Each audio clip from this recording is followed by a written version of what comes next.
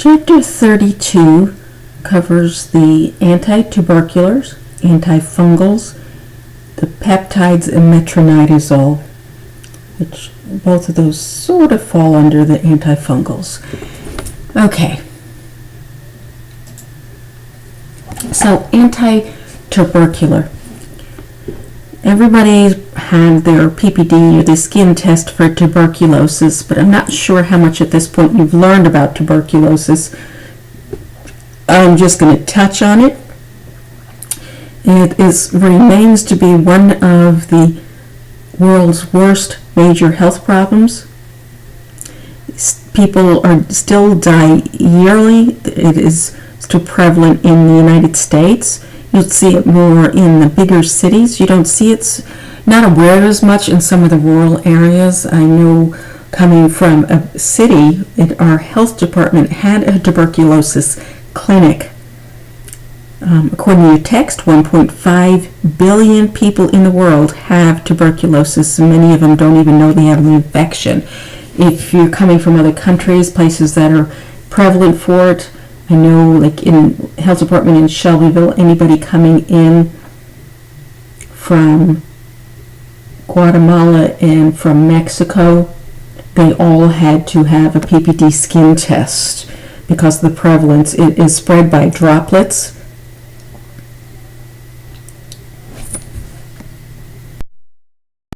I mentioned in one of the previous lectures about the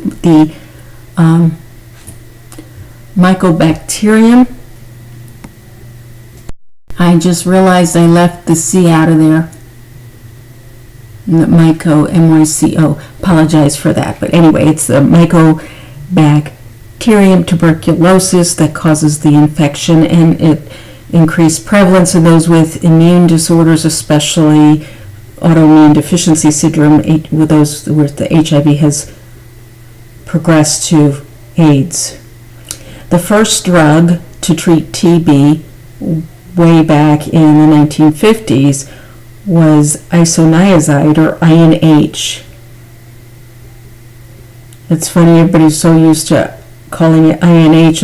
Whenever I said isoniazid, people used to look at me like what I was talking about. Anyway, it's an oral medication, but it was very quickly that resistance to it formulated, so they started doing combinations of drugs with the isoniazid. There have more and more resistant bugs, strains of tuberculosis keep coming up because we've been attacking this for 70 years. So the isoniazid is a bactericidal to inhibit the tubercular cell wall synthesis and blocks the B6 pyridoxine that is needed for the cell wall intracellular enzyme production. So when you give this medication, isoniazid or INH, it blocks the B6, so the individual has to be on a B6 or pyridoxine supplement. Without the B6 or pyridoxine, it causes severe peripheral neuropathy or nerve damage. So here on treatment and prophylaxis, anybody that has tests positive for TB, they have it in their, usually it's in the lungs, it can be in other organs such as the liver, kidney, spleen, even into the brain. So they have to be treated for 9 to 12 months. Though they used to treat them for a couple of years, which they've gotten it to 9 to 12 months. And anyone that has been exposed, potentially exposed, at risk because they tested positive for HIV, or they have a positive PPD skin test showing exposure, but the body has blocked it off, they will be recommended to be treated prophylactically for 4 to 6 months, going on isoniazid and pyridoxine, and usually another medication like rifampin with it. They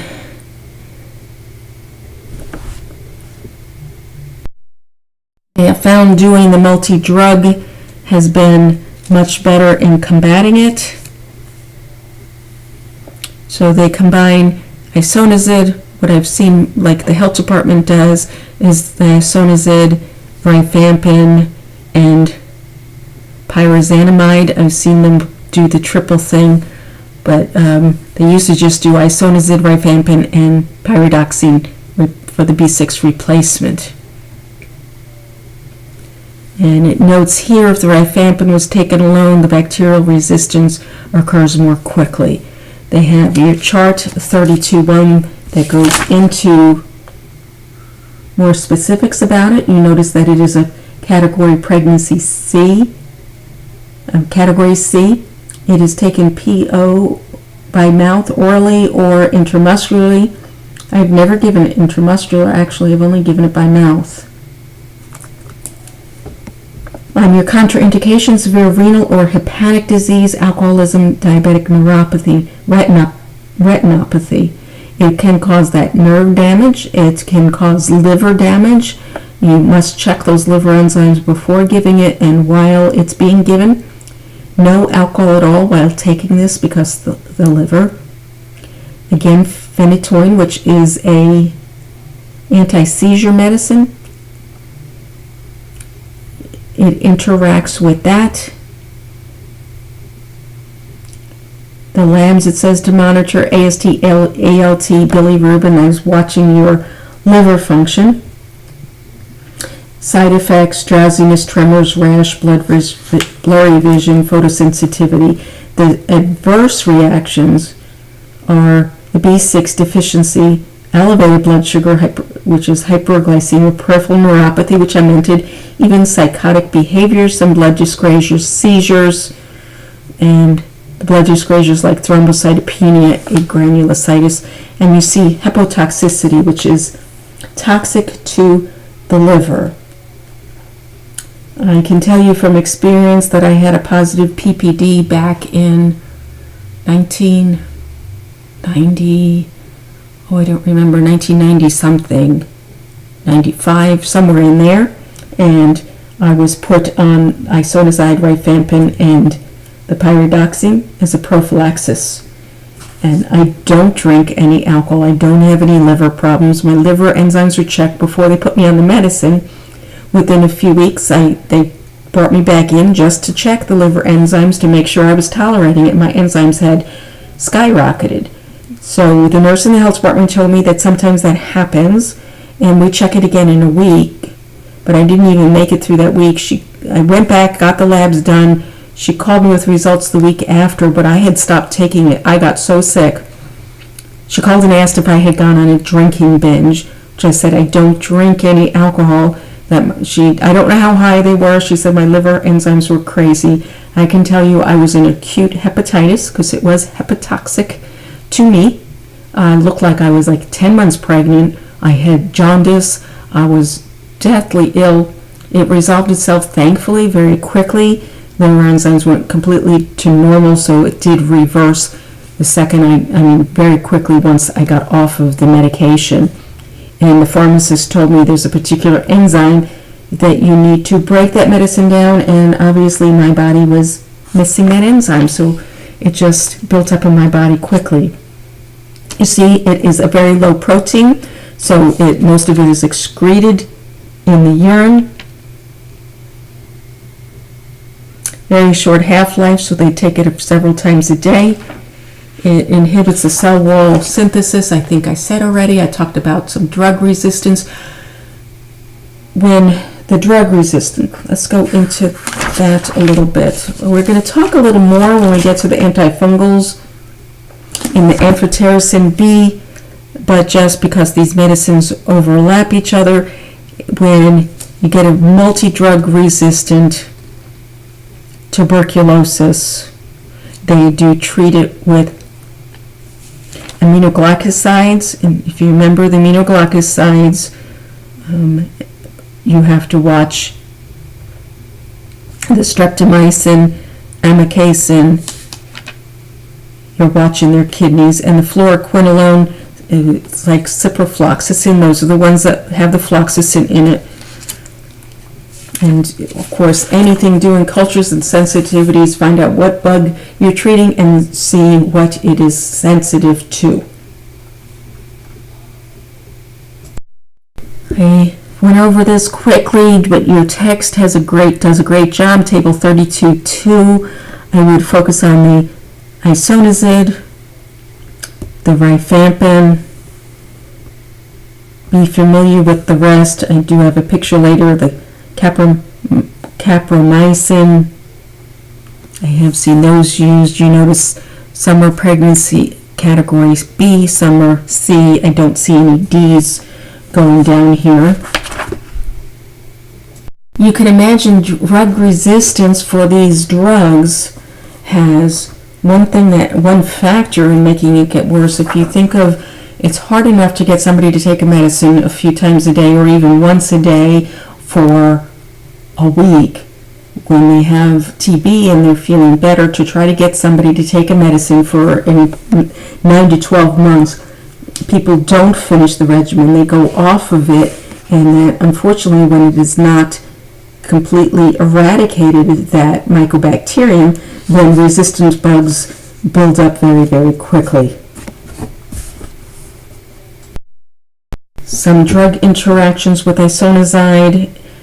I talked about the phenytoin level, which is dilantin. Again, theophylline and warfarin, there you go again. They both have increased drug levels with isoniazid. If they're on rifampin, that interferes with the oral contraceptive drugs. Taking corticosteroids in conjunction with isoniazid reduces the effectiveness of the isoniazid, while it does the inverse. The corticosteroids increase in effectiveness and the isoniazid decreases in effectiveness.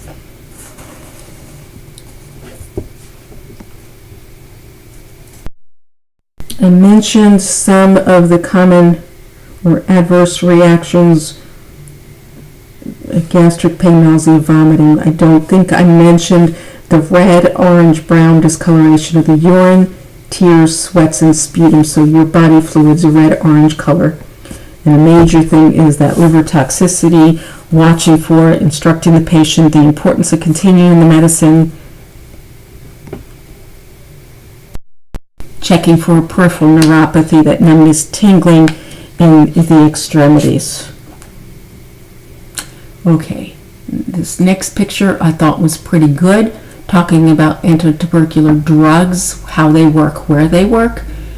And this slide here was another good one, talking about isoniazid, or isoniazid as your textbook says. I'm used to it having the E on the end like this picture displays. Having your liver function tests, complete the therapy as directed, and you can look over this little slide. IMPO has a warning. I thought that was good to help you learn. Okay, so let's move on to antifungals. Fungus is called a mycosis, so that's why your antifungals are called antimycotic. They can be fungistatic or fungicidal. Those are interesting words to say. Static in stopping the growth, fungicidal in actually killing them. Some of them are superficial. You'll find it in your ointments, topical things, swish and swallows that don't go into the system. There are systemic medications that might be given intravenously. And there are fungals, again, that are superficial fungals that get into the whole system, which is very, very difficult to treat when they have a fungusemia, or the fungus is into the bloodstream. Very, very sick and hard to treat. And then there's many opportunistic fungal infections, which we'll go over. We'll talk about drug resistance, polyenes, azoles, and peptides. Another typo, I apologize. So let's start with the pollines. The biggest one in the pollines is the amphotericin B. Amphotericin B will be used for severe systemic fungal infections. It is the drug of choice for these. It needs close supervision because of toxicity. It's systemic, so it is given intravenously. Nephrotoxicity or damage toxic to the kidneys occurs when it's given in high doses, and also have to watch for hypokalemia or a low potassium level, which would be less than a 3.5 or 3.2. It is a pregnancy category B.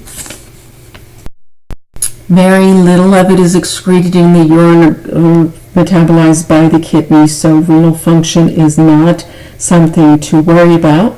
It is not absorbed in the GI tract, that's why it is given intravenously. Some side effects are flushing, fever, chills, nausea, vomiting, hypotension, again paresthesia like in the other TB drugs, and thrombophlebitis. The other pollen is nystatin. Some of you may have administered like the nystatin swish and swallow by this time. When you do the 5 cc's, it's like a yellow thick stuff. They put it in their mouth for the terrible fungal candidus in the mouth. You swish it around and you swallow it, because when it's in the mouth it's often down the esophagus. And I have one time seen it so badly, a patient, real bad COPD, or they kept getting respiratory infections, pneumonia, in and out of the hospital. I worked for a pulmonologist at the time, so we'd have these people in the hospital and be treating them, and they'd get a lot of steroids orally, and then they get the steroids in the respiratory treatments,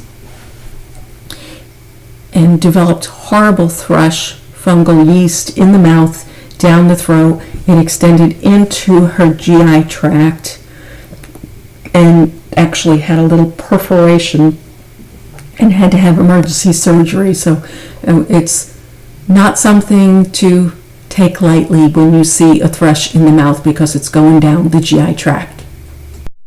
It treats that mucosal infection very well because it is not absorbed. It goes and it treats that surface area down and is excreted from the body unchanged. Nystatin is both fungostatic and fungicidal.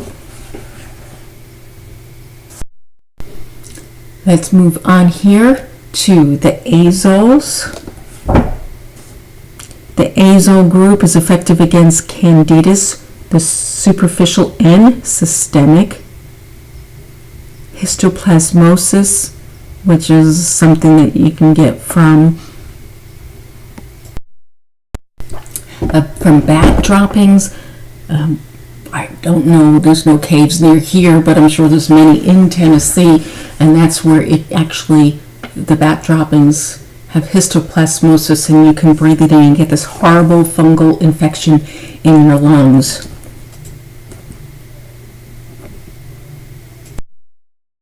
But as I said, the azoles, unlike amphotericin B, which is for a systemic fungal, the azoles can be taken orally and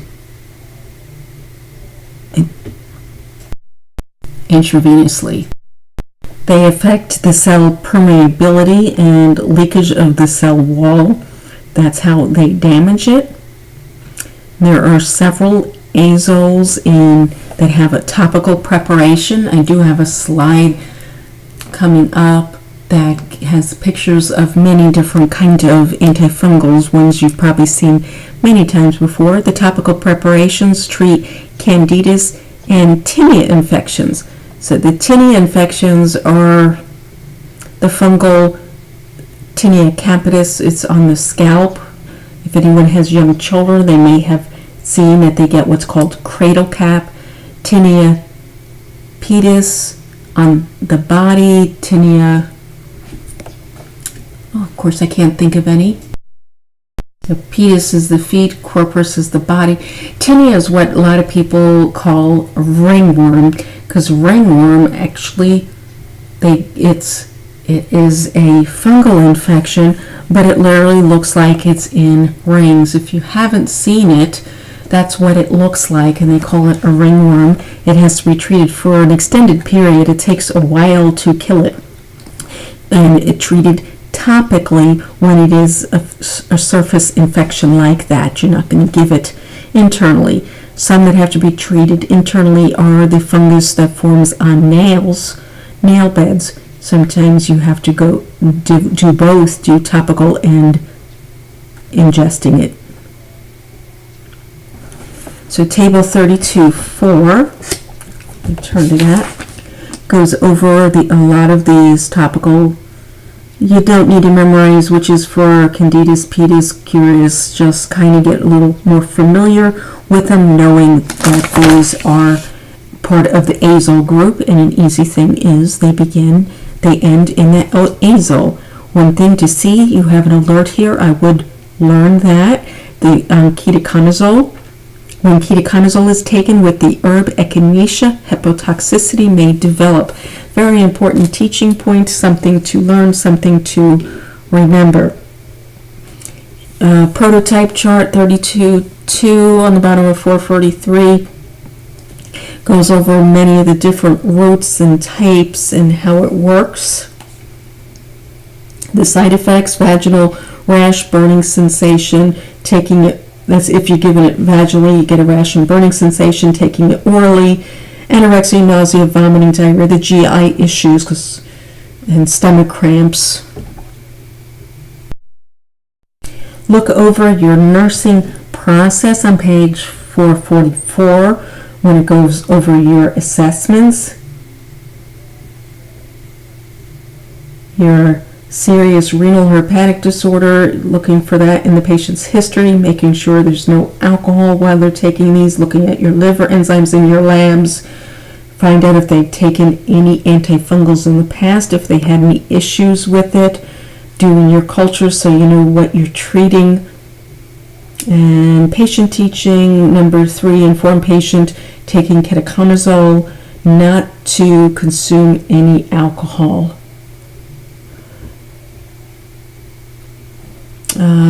Move on to the last here, well, not the last, but the peptides.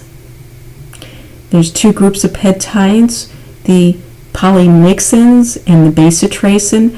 They appear to interfere with bacterial cell membrane function because they're not sure exactly how it works. Bacitracin we used quite a bit. It used to be prescription. It has recently gone over the counter. It can be given topically and in eye ointments. It is a category C. If you look at table 32.5 in your text.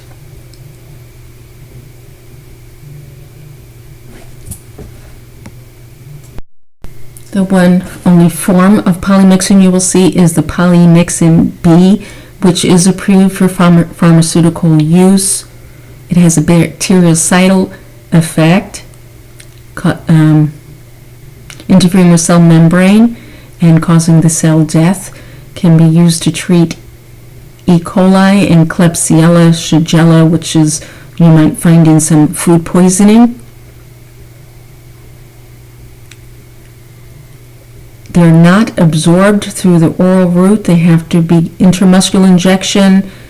Is very, very painful, so it can, therefore, IV administration is at a very slow infusion rate. And see table 32.5. Some severe adverse effects are high serum levels called nephrotoxicity and neurotoxicity. That's nerve damage and kidney damage. The BUN and creatinine is what you're watching for kidney function and your GFR filtration rate. Signs of neurotoxicity, which is paresthesia, numbness, tingling in the extremities, maybe burning, prickling sensation. The neurotoxicity is usually, not always, but usually reversible. Another peptide is bacitracin, which I think I mentioned the bacitracin already a little bit. Okay, so the last one we're going to cover is metronidazole, sort of in a class its own here in the fungals. It impairs the DNA function of susceptible bacteria. Primarily used to treat intestinal amoebas, trichomonas, things in the GI tract, treating inflammatory bowel disease, bacterial vaginosis. I know I've prescribed it quite often for that, and sometimes is given as a prophylactic before a colon surgery to kill the bacteria or the fungal in the GI tract, prevent a fungal overgrowth. It's used in combination with other drugs for H. pylori or Helicobacter pylori, which I've talked about previously. More information on chart 32.5. Again, with metronidazole, avoiding alcohol. It has a longer half-life, so they have to avoid alcohol for at least 48 hours after they complete the metronidazole. Has interaction with, they have alcohol with it, they can have facial flashing, severe headache, tachycardia, palpitations, hypotension or drop in blood pressure, dyspnea, which is extreme shortness of breath, sweating, slurred speech, abdominal cramps, nausea, and vomiting. I did have a patient that had taken metronidazole for a severe vaginal infection, but I told her not to drink. She went out and drank, and she explained those symptoms exactly as I said. She said it came on very quickly, and she immediately stopped drinking, but she was so sorry and would never do it again. Some side effects can be dizziness, headache, confusion, insomnia, and metronidazole also can turn the urine reddish brown. I have had people talk about the dry mouth and especially the metallic taste in their mouth from it. This next slide is just kind of to help you some mechanisms of antifungals that I found that might help you a little bit. And then this last is just some forms of different antifungals. I wanted these two because you can see that nystatin can be in an ointment and nystatin can be in this liquid for the swish and swallow. Fluconazole, that can be in a pill, it can be in an ointment. Ketoconazole, which I know I've prescribed for skin fungal infections like ringworm.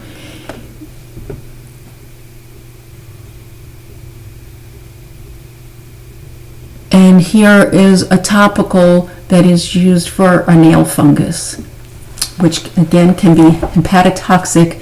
So you check liver enzymes for and periodic while I'm on it. Okay, so that is the end of chapter 32. Thank you.